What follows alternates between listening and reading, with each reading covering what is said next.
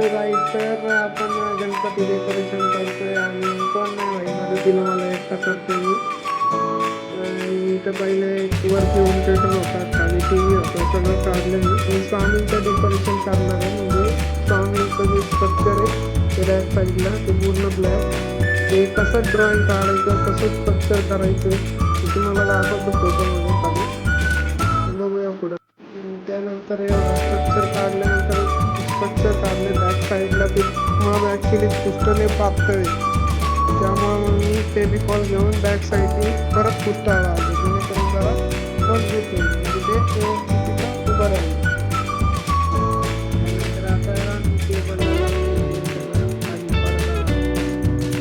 नंतर वरती व्हाईट लावलं कारण स्वामी आपण ब्लॅक कलरमध्ये ते व्हाईट छान दिसत त्याच्याकडे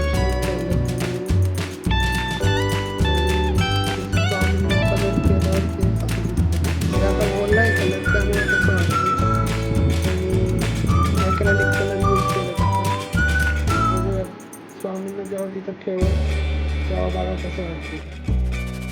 तर आता फायनली झाले, म्हणजे बॅक साईडला लाईट लावली, पेंटिंग झाले,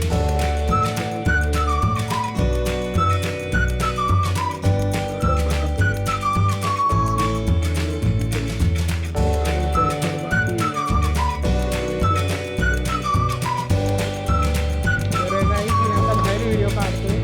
सकाळी उठल्यापासून जी आवराआवरी चालू आहे बाप्पा सांगते ती आम्ही चालूच आहे, काही संपा तर कधी बाप्पाचं आठवण होते कधीच वाट होते.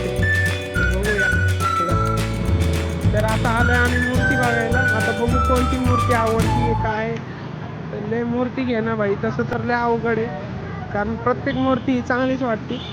तर बघू आपल्या डेकोरेशननुसार जी सूट करेल ती घेऊ आपण. काय तिथे लय गर्दी आहे, आता कुठली मूर्ती घेऊ मी एवढा कन्फ्यूज आहे. फायनली मी ही मूर्ती बुक केली.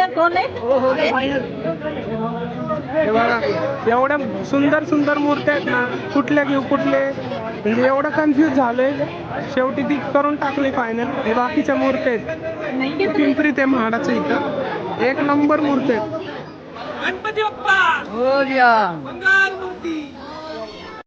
तर फायनली बाप्पांना आपण आपल्या घरी घेऊन आलेलो आहोत आणि मूर्तीची स्थापना झालेली आहे आणि आता आपलं डेकोरेशन